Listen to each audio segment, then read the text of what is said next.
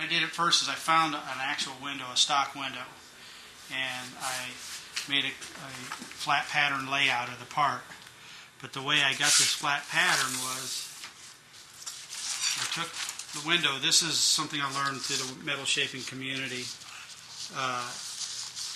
What I did is I put a release tape along here. It's like what they use for vinyl lettering, and you can see I just taped it all the way over the part.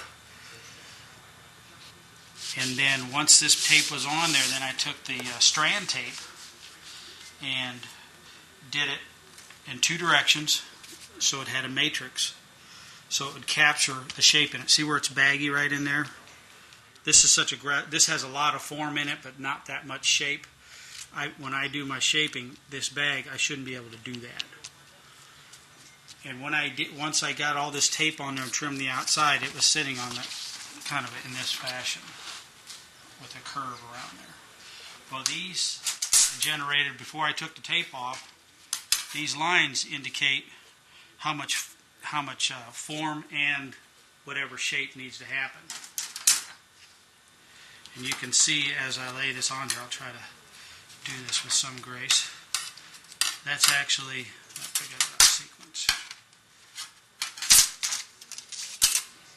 See, I have it lettered A, B, and C, and that actually tells you the shape. So what I'll do here, I haven't completed this yet. At each one of these intersections I need to punch a hole, and I'll transfer that hole into the part here.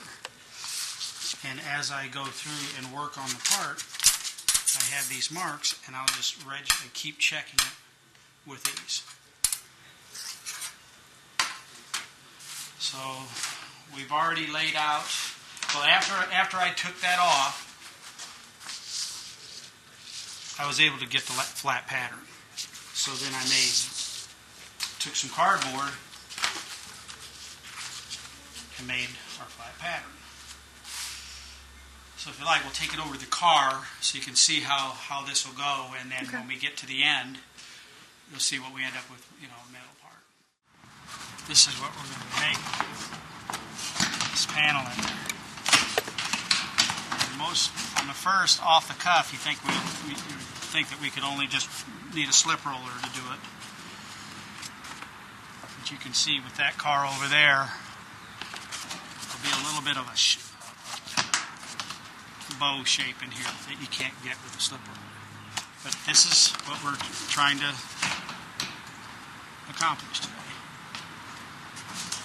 And this here, what's nice about these patterns, you can use them for the left and the right. You can pop them inside out. You can turn it over this way for this side. It's quite flimsy. Since there's not that much shape in it, it's hard to really see how much is in there. But on the other side, just turn it inside out. Since this is taped up that direction, you can see how it lays nicely around that corner. That's the shape in there. So we're going to cut on this dotted line. What I did is I left a little bit about a half-inch margin around here. You can always cut away as we're going, because sometimes when we do our shaping, it may get skewed a little bit, and this will give us some grace. A little bit,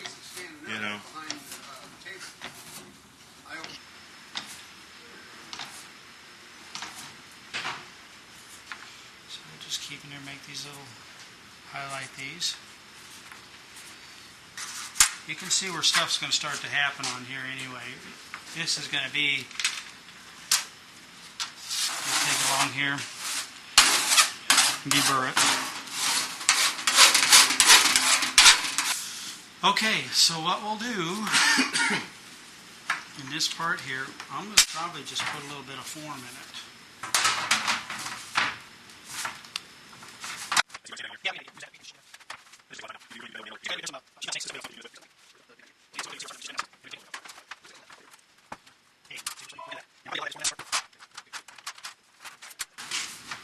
And this just takes a lot of time. Now, if you were doing it, you could bend it over a mandrel or a piece of pipe. There's some sheet metal stakes. See Well, you're your own English wheel. So right now we're doing the shaping in it. But see, what we're going to be having to get is this, Right. and we can't do that. That's the other. That by hand. That's the other axis. Probably Set that in there. You can see. Open the gap up a little bit. You can see where you can adjust that. So you can adjust, undo your jam. That's what we've already got it tuned up where it's nice in the middle there. What we'll do is, you see how wavy that is? You can just run it through there. Put a little more pressure on it.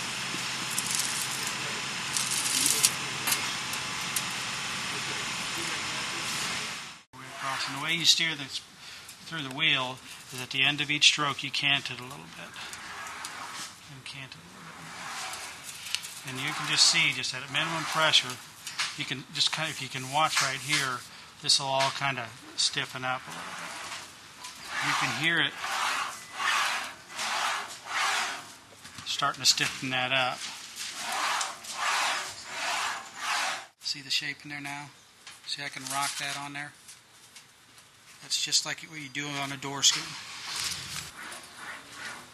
Okay. Crossing in here to just focus on this one area right there. So when do you know when you change your anvil? When it starts digging in on the sides. Okay. Here, we know we're going to have to trim some of this away, and it'll probably happen pretty quick. But I need to fold right here because it's got to go around the corner. Even just making those slight adjustments right there and trimming this away. Right, because this corner will come off. Yeah, it actually. Right.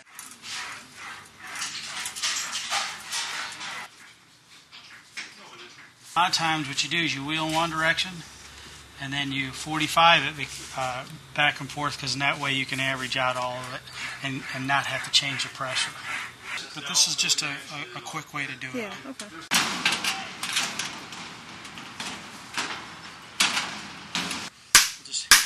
Down into the bag there. Then the wheel will take out all the lumps. Right out. Now that you feel. You feel the shrink. Yeah. Okay, now see right here. Go next to it. So it doesn't flop on you. I'm learning so much today. This guy is so good at what he does.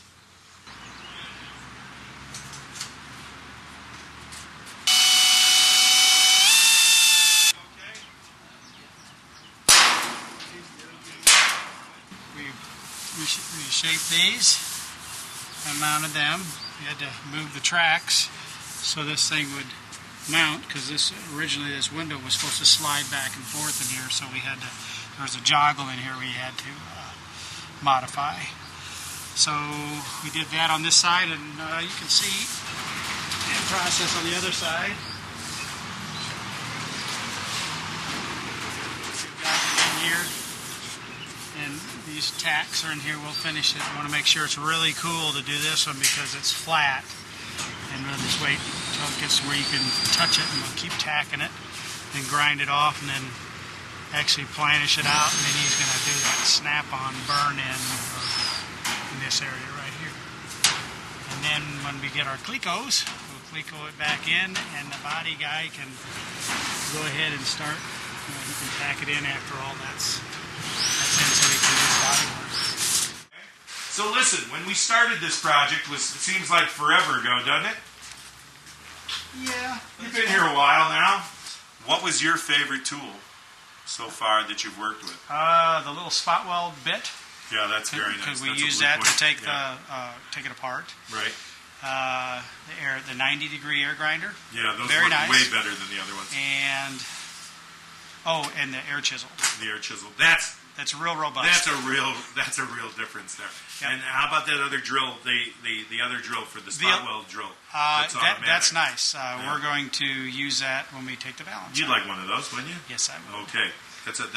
There is a real big difference between these tools. Yeah, especially when you have something that'll back it up. I don't work for Snap-on, but I can tell you the difference is I have, as in every guy's shop, he has a mixture of tools, and the one I always want to grab is the one that works the best. That's right.